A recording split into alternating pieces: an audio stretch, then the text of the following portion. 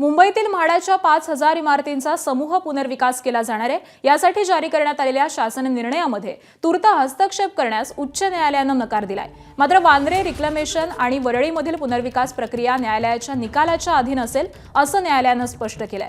मुंबईमधील 50 ते 60 वर्ष जुन्या म्हाडा इमारतींचा समूह पुनर्विकास करण्याचा निर्णय गेल्या वर्षी गृहनिर्माण विभागाने घेतला आणि या विरोधामध्ये काही याचिका दाखल झालेल्या आहेत। या याचिकांवरती एकत्रित सुनावणी झाली। यामध्ये न्यायालयाने वांद्रे रिक्लेमेशन आणि वरळीमधील पुनर्विकास प्रक्रियेमध्ये अंतरिम आदेश देण्याची विनंती अमान्य केलेली आहे।